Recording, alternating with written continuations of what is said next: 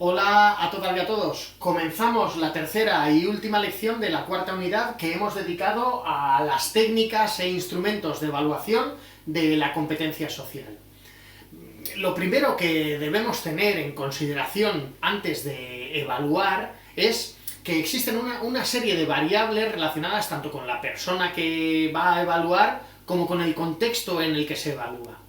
En cuanto a las variables personales, debemos tener en cuenta, por un lado, la disposición que tenemos para evaluar. Como técnicos y técnicas debemos saber que evaluar es una necesidad de nuestro trabajo. Otra variable es el conocimiento. Debemos saber cómo evaluar y dependiendo del mayor o menor conocimiento que tengamos, esto va a afectar al resultado final de la evaluación. Y la tercera variable personal es la cooperación. Ya sabéis que habitualmente trabajamos en equipo y también la evaluación debe realizarse de forma cohesionada con este equipo. Y luego el contexto también afecta a la evaluación que realicemos. Entre las variables contextuales destacamos tres. El tiempo que disponemos para evaluar, si disponemos o no de tiempo suficiente para realizar adecuadamente una evaluación. Los recursos, tanto técnicos como materiales, profesionales, etc. Y por último, la responsabilidad que demostremos y la consideración hacia el equipo con el que estamos trabajando. En cuanto a los instrumentos y las técnicas de evaluación concretos que debéis manejar a la perfección, vamos a diferenciar entre instrumentos de recogida de información y técnicas de evaluación. En cuanto a los instrumentos de recogida de información, hablaremos fundamentalmente de los tipos de registros de información que hay. Los registros pueden ser abiertos, si no hemos concretado previamente los aspectos que queremos observar.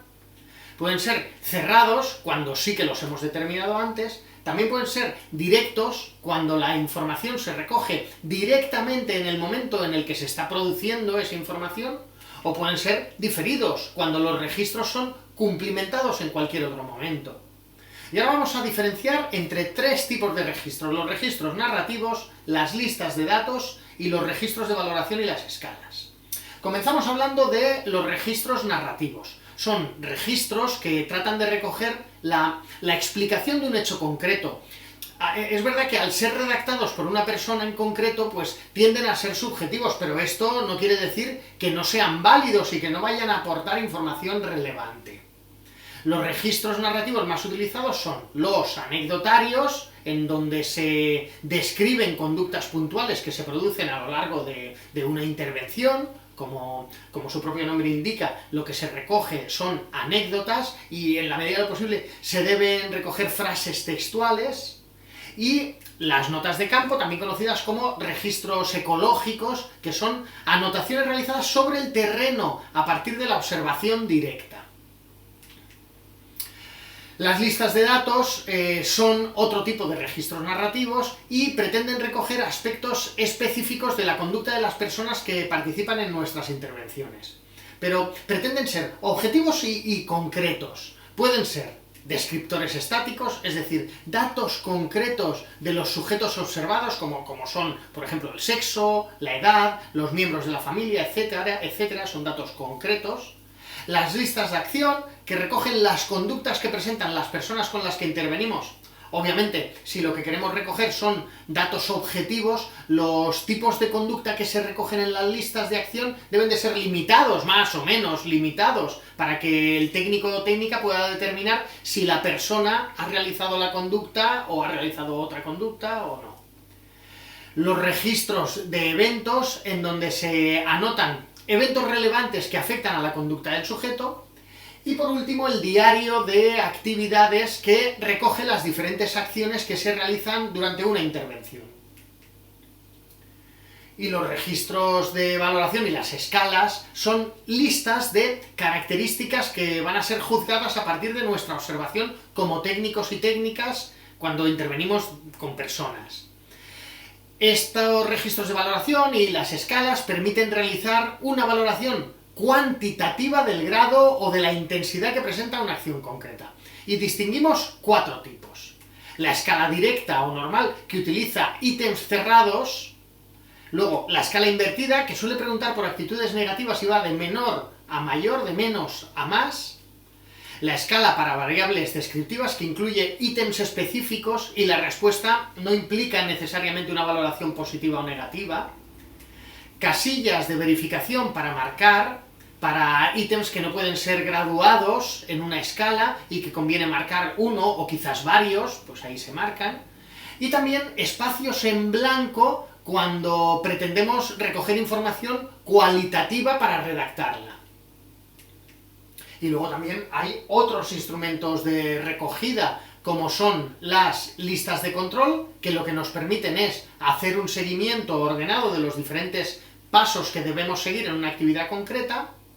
El diario de campo, que es muy recomendable para un profesional o para una profesional, porque lo que recoge son todos los datos que se encuentra el profesional o la profesional durante una intervención.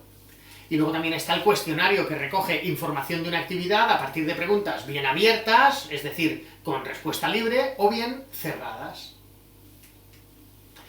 Y además de los instrumentos, os quiero hablar de técnicas específicas de evaluación muy prácticas para nuestra labor. Como, por ejemplo, la observación, que si es directa, es decir, si observamos desde dentro de un grupo, esta va a ser la observación que más información nos va a dar, porque desde dentro es desde donde mejor se controla a un grupo y nos va a permitir realizar una observación privilegiada que nos indicará si se alcanzan o no los objetivos que nos hemos planteado. Dependiendo del grado de sistematización, la observación puede ser informal u ocasional, cuando solo se hace puntualmente, o puede ser una observación formal o sistemática que nos permite ir recopilando los datos de forma organizada. Y como os digo, esta observación pues ofrece datos más sólidos.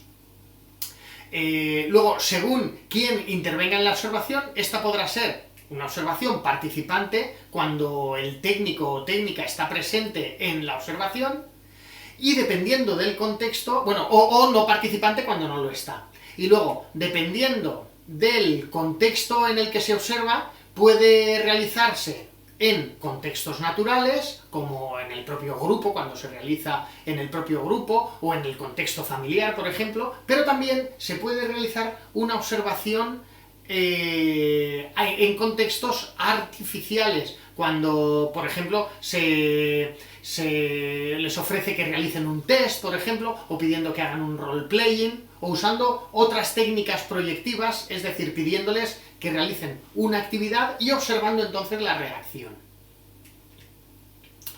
Esto en cuanto a la observación directa, pero a lo mejor por lo que sea en algunos casos nos interesa realizar una observación documental, es decir, consultar bibliografía u otros documentos que nos aporten datos de valor. Bueno, y ahora os quiero hablar de las entrevistas que nos permiten recoger de primera mano información relevante sobre personas o sobre situaciones.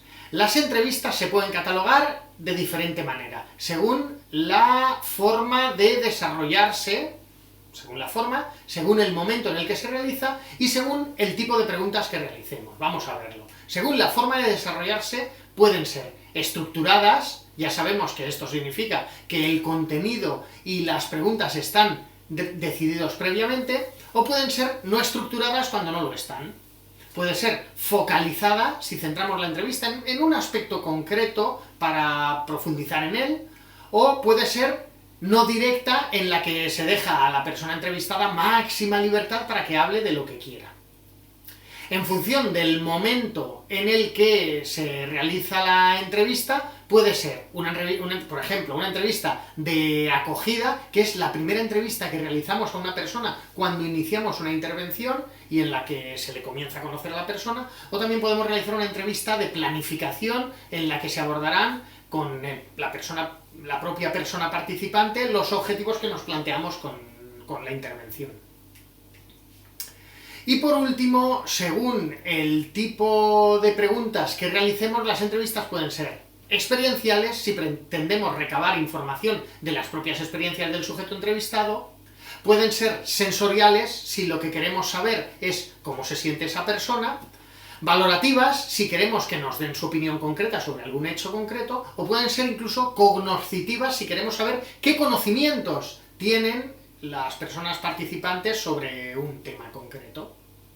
Bueno, pues hasta aquí la tercera y última de las lecciones de la cuarta unidad. Espero que os esté resultando interesante. Mucho ánimo.